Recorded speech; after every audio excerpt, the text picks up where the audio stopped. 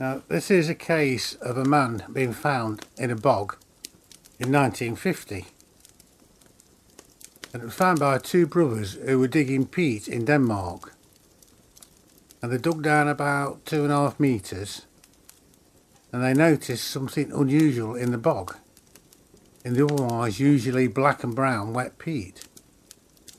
And upon further inspection, they saw the bones, and they saw the contrast in shape of a human body buried in the peat. And they thought they'd come across a recent murder case, because around the same time a person had gone missing in the central park of Utland in Denmark.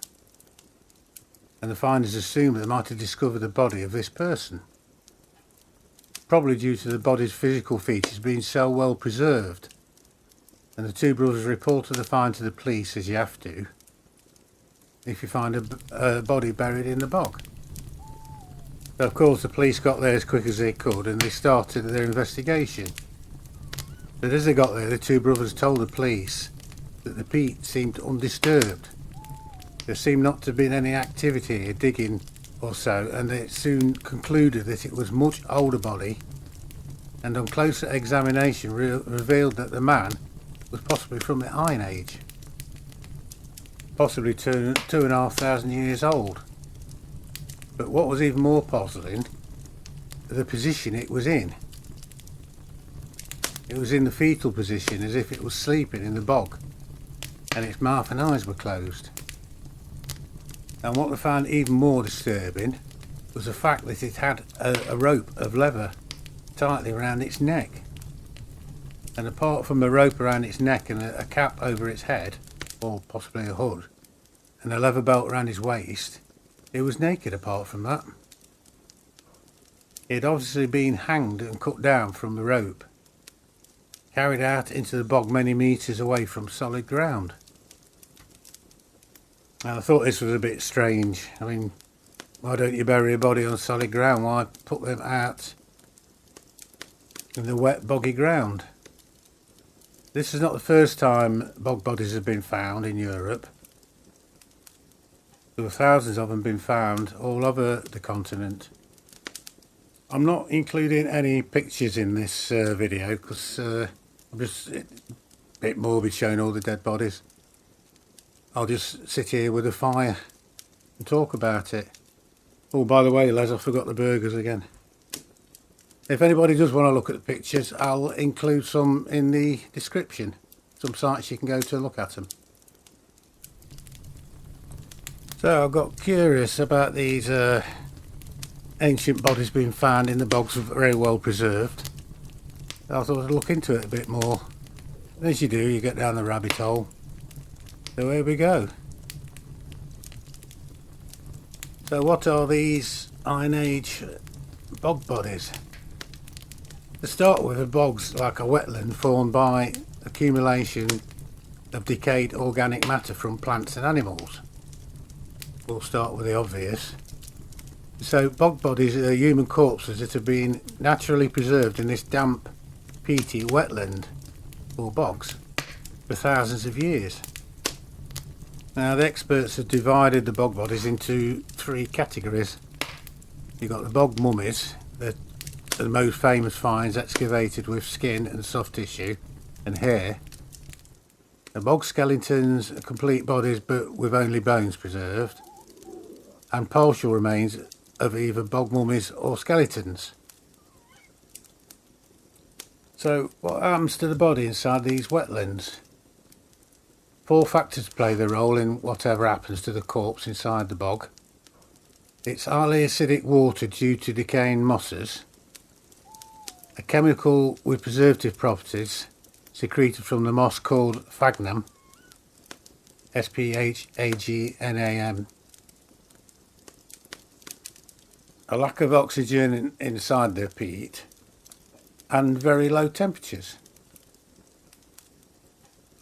And the unique combination of these factors inhibits any kind of bacterial decomposition and dehydrates the body as well. Now I think many of them were placed in shallow graves at the time, with cold water heaped over them rapidly. and probably covered the corpse with further peat once immersed. And the body's preserved by bacteria-killing acid, courtesy as a sphagnum moss in the water. And layers of plants seal the body into an oxygen-free environment. And the results in nature preserving many of these bodies better than Egyptian mummies.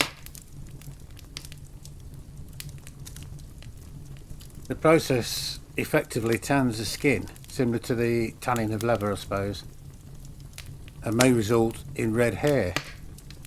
In this way, the flesh of the corpse is well preserved, that the teeth and bones can undergo what you call dissolution due to the leaching of calcium from the body. It's all a bit gruesome, I know, but I find it interesting. As I say, thousands of bog bodies have been discovered, but only around 45 of them remain pretty well intact and are on display in various museums. And almost all of them were found in northern European countries, including Denmark, Germany, the Netherlands, United Kingdom and Ireland. There's a case of another peat cutter who was working in central Jutland in Denmark, discovered a man's throat slit from ear to ear. There was a girl strangled and stabbed, men stabbed and disemboweled by all appearances, most of them meeting a violent end. Now, many in the past have seen these mummies as criminal executions for somebody who's done something against society. But today, archaeologists seem to see a bit more complex than that. Back in possibly the late Bronze Age and in the Iron Age, it was a harsh world, wrought with uncertainty, with foreign invasions, premature death from illness. So this may be the story of the little known rituals from pre-Christian times, a time of superstitions, and what to us is the most taboo of rites, human sacrifice. The question is, are they accidentally preserved mummies? Preserved in the layers of peat formed by the bog, not realised by the people who put them there what the process was. Now, a few examples of the finds is in British Museum in London, the remains of Lindau Man, probably the best known of Europe's 2,000 or so bog bodies. And some of the skeletons that have been found down the wetlands of Britain. There was, like I say, the Lindau Man, found in Cheshire. Did I read that he was nicknamed Pete Marsh in one of the newspapers? Anyway, examination revealed that the man was in his mid-20s. Yeah, he was nicknamed Pete Marsh by journalists. I remember now. The man's injuries were a blunt force trauma wound to the head, which left a small hole. And there was a stab wound to the chest, as well as possible stab to the neck. There was a cord around his neck, like the other one I mentioned earlier. Thought to be a garrote or a necklace. Could have been a necklace, but sounds like garrote, doesn't it? Then there was Amcott's Moor woman, found in Lincolnshire, 2,000 to 4,000 year old. She was discovering when a man was digging, he dug down about 6 feet into the bog, and his shovel struck a shoe. The man began to uncover a human foot, and he fled the scene, as you would. And the body was later completely uncovered by a doctor. Most of the foot had gone through skeletonization, but the heel had been preserved. There was some skin on the lower body and arms, along with hair and fingernails. Then there were the Grulthorpe remains near Ripon in Yorkshire. This bog body was described as being wearing brightly coloured clothing when it was unearthed. Now this one was taken to a church graveyard and buried properly. Then there was Gunnister Man from the Shetland Isles in Scotland. And this body was found accompanied by a complete set of garments containing the earliest examples of knitted fabric in Shetlands. And these remains are in the National Museum in Edinburgh. And then there's a Prestatyn child from Wales, discovered in 1984. It was thought to be an infant. Little is published about this, probably because it was an infant. And then there's Worsley man, who was discovered in Manchester in England. A male, 1958 he was found. He'd been garroted and beheaded, and he was roughly 26 to 45 years old when he was killed. Most likely ritual sacrifice, it seems, and the garrote was still round his neck. And then we've got the clad Helen roundhouses found on the Outer Hebrides in Scotland.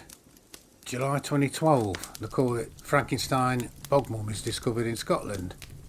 2 bodies, and they were made up from 6 people. It gets worse. They were an archaeological site on the Outer Hebrides noted as the only place in Great Britain where intentionally preserved prehistoric mummies had been found. Now these were believed at the time to be 2 mummified Bronze Age bodies buried under the floor of a roundhouse. And when the scientists looked at them, they discovered that the 2 3,000-year-old Scottish bodies were actually made from the remains of several people.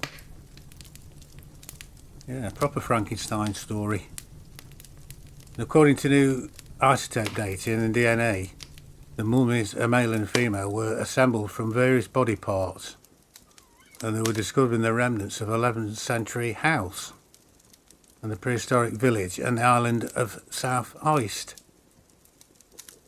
Now these had been buried in the fetal position 300 to 600 years after deaths based on tests, and scientists determined that these bodies had been placed in a peat bog just long enough to preserve them and then removed, and then they were reburied hundreds of years later.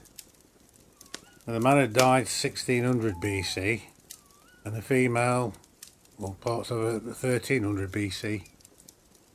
Now, when they were discovered, there were clues that were more than they seemed. The jaw didn't seem to fit on one of the skulls, so they tried to work out through DNA testing and sampled DNA from the female skeleton's jawbone, skull, arm and leg. And the results showed that the bones came from different people, none of whom seemed to share the same mother, same ancestry. But all the parts dated to around the same time period. But isotope dating from the male mummy, people who died, it was made up of people who died from hundreds of years apart. Now, as I said, the peat bog is high in acidic, low oxygen environment, and it's particularly good for the preservation of most organic material, but will attack calcium-based materials. But in these, the bones were still attached to each other, as they would be in life, I suppose, suggesting that the buriers removed the bodies from the peat bog after preservation, but before acid destroyed the bones. It seems like they knew what they were doing. Now, why the village would go through this unusual process? Could it be practical? Maybe they had dropped off and they got another one, stuck it on in place? There was another possibility that the mixing of body parts was deliberate to create a typical ancestor model. Who knows, it's weird. But often when scientists study DNA of very ancient remains, they sample only one part of the body, to prevent needless damage to the skeleton, obviously. But there may be other composite bodies waiting to be discovered.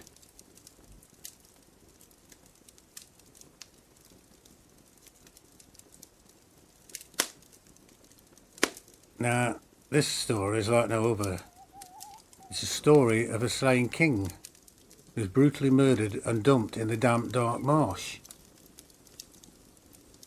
The old Crugan man, who was found in a bog near Crugan Hill, County Offaly, in Ireland in 2003. And based on radiocarbon dating, he died somewhere between 362 BC and 175 BC. and apparently he was staggeringly tall, measuring 6 foot 6 inch, and had well manicured hands, suggesting that he was not a manual labourer. Well, this man had suffered a violent death like many of the other bodies before being disposed in the peaty depths, but rather horrifically he'd been killed 3 times, by strangulation, by stabbing and by drowning. I mean, old Krogan man's death was garishly violent. He was also bound with hazel rods threaded through holes in his upper arms, stabbed in the chest, struck in the neck, decapitated and cut in half. Sorry, it's getting worse. He was then stabbed and his nipple sliced before finally being cut in half across the torso. Such extreme violence may indicate that his death involved some form of ritualistic murder or sacrifice. Well, definitely did, didn't it? He was reported to have a leather amulet decorated in a fashionable style on his arm, and it represents a sun with which Irish kings are closely associated. And with his nipples being sliced before he died suggests that he was a king. And king's nipples represent the life-giving sun in Irish Celtic times. Their cutting suggests that their power was being ritually decommissioned. Now, apparently only his torso and arms were found, but the violence was not mere sadism, and it wasn't done to torture or inflict pain specifically. It was a triple killing because the goddess to whom the sacrifice is made has 3 natures. She's a goddess of sovereignty, of fertility and of war and death. So they're making sacrifice to her in all her forms. And the king had to die 3 deaths, bless him. Now the king also had a wound on his arm, which looks like he'd lifted it instinctively to try and shield himself from the weapon with which he was stabbed in the chest with. And before his death he was fed with a ritual meal of milk and grain, not the high status meat based diet that is revealed by analysis of his nails apparently, but one meant rather to symbolise the earth's fertility. Now, with him being such a huge man, it's easy to imagine him being champion or a warlord, and he was young and healthy, and there's little sign he did physical labour, so it does point to him being a king. And the bog where his body was found is close to the foot of the hill where the kings were inaugurated. So it seems he was killed near the site where he had become king. Now, this culture of brutal sacrifice may tell us something about the mood of the times. Apparently in the last centuries BC, Ireland became colder and wetter, so food may have been more scarce.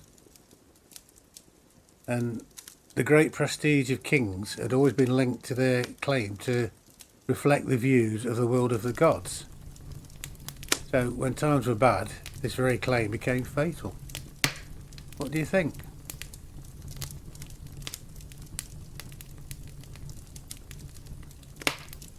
Sorry if this one's been a bit gory and gruesome, but I find it quite interesting how the other half live.